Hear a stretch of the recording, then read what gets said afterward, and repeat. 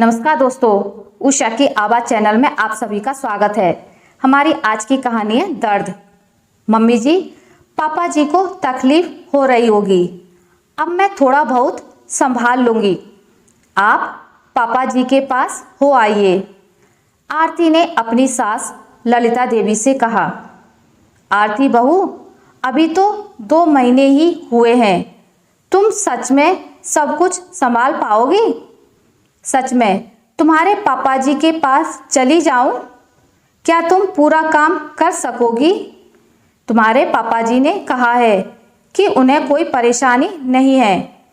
अभी नहीं जाऊंगी बहू, मुझे लगता है अभी तुम पूरी तरह जिम्मेदारी नहीं उठा पाओगी। ललिता देवी ने आरती से पूछा। दरअसल आरती के ससुर सुदेश जी अपनी जॉब के चलते दूसरे शहर में पोस्टेड हैं और बेटा विपिन की जॉब उसके पैतृक शहर में ही है, तो पुश्तैनी मकान में ही विपिन आरती रहते हैं। सुदेश जी और ललिता जी की एक बेटी है जो विपिन से बड़ी है और शादी के बाद दूसरे शहर में रहती है। घर के दूसरे हिस्से में जेठ सुरेश जी, उनकी पत्नी इमली देवी और उनके 2 बेटे व बहुएं रहते हैं।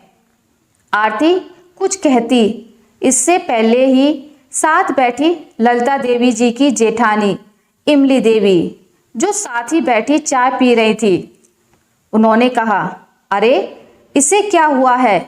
भली चंगी तो है, बच्चा होने में ना दर्द हुआ ना कोई तकलीफ हुई, पेट कटवा के बच्चा लेकर चली आई है हॉस्पिटल से, इसे क्या परेशानी होगी? ललिता, तुम तो जाओ देवर जी के पास, आराम से अपना काम धंधा देखो। भाभी, आरती का सिजेरियन ऑपरेशन हुआ है, इसी वजह से मैं पूछ रही हूँ। ललिता देवी ने अपनी जेठानी से कहा। यह सब नए जमाने के चोचले हैं, हम तो 1.25 महीने के बाद पूरा काम करने लग जाते थे।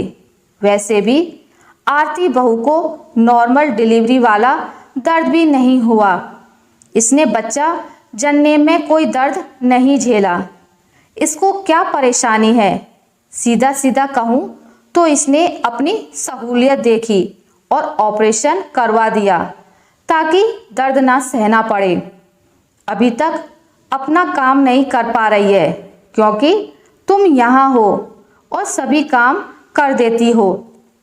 हम तो अपना बच्चा भी खुद संभालते थे और घर का भी पूरा काम करते थे। इमली देवी ने आरती पर कटाक्ष करते हुए कहा। इमली जी की टीका टिप्पणी उसी दिन से जारी है जब से आरती का सिजेरियन ऑपरेशन हुआ है। उनके अनुसार सिजेरियन अपनी सहूलियत के लिए आरती ने करवाया है, तो गाहे बगाहे ताना कसती रहती हैं। आरती चुपचाप बैठी थी, लेकिन ललिता देवी से आज रहा नहीं गया।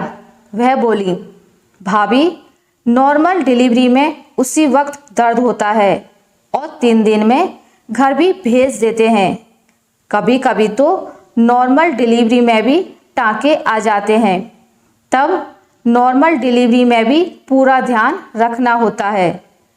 सिजेरियन ऑपरेशन में पेट काटा जाता है, टाँके लगते हैं, कई दिन हॉस्पिटल में लग जाते हैं, भारी सामान उठाना मना होता है, टाँके खींचने का डर रहता है, महीनों तक टाँके दर्द करते हैं, कभी कभी टाँके पक भी जाते हैं, नीचे पड़ा सामान उठाने में आह निकल जाती है।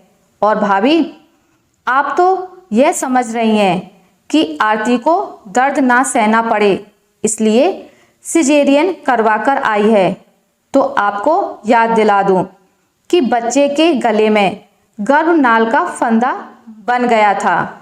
नॉर्मल डिलीवरी करवाने में जोर लगाने से बच्चे के गले में फंदा कसने पर जान जाने का खतरा था, इसलिए सिजेरियन करवाना पड़ा।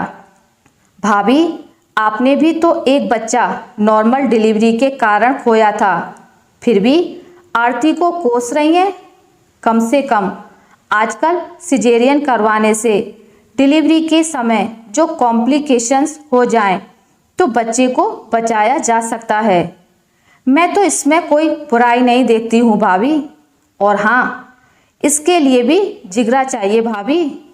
ऑपरेशन के बाद के इन टाँकों के साथ आत्मविश्वास से जीने के लिए। कहते कहते ललिता देवी हाँप गईं। फिर आरती के पास जाकर उन्होंने उसकी साड़ी का पल्लू हटाकर टाँके दिखाए। हकीकत सुनकर इमली देवी शर्मिंदा हो चुकी थी। अब रहा सहा आरती के टाँके देखकर उनको अपनी सोच पर बेहद अफसोस हुआ। झट से हाथ जोड़कर आरती से कहने लगी, बहू मुझे माफ़ कर दे। मैं बिना जाने इतने दिनों से तुझे सुनाए जा रही थी। आरती ने उनके हाथ अपने सिर पर रख दिए और बोली, ताई जी हमारे बड़े आशीर्वाद देते अच्छे लगते हैं, हाथ जोड़ते नहीं। ललिता देवी बोली, बहू मैं तभी जाऊंगी जब तुम कहोगी। तुम जब पूरी तरह ठीक हो जाओगी और अपना और हमारी पोती का ख्याल रखने लायक हो जाओगी, तब तक मुझे यहीं रहकर तुम्हारी देखभाल करनी है। आरती उनके गले लग गई। नई और पुरानी सोच का पुनर्मिलन हो चुका था। आशा करती हूँ आपको मेरी आज की कहानी अच्छी लगी होगी। अगर आपको मेरी कहानी अच्छी लगी है तो इसे लाइक कीजिए, ज़्यादा से ज़्यादा शेयर कीजिए और अगर आप मेरे चैनल पर नए हैं तो इसे सब्सक्राइब करना ना भूलें। मिलते एक नई कहानी के साथ, तब तक के लिए नमस्कार।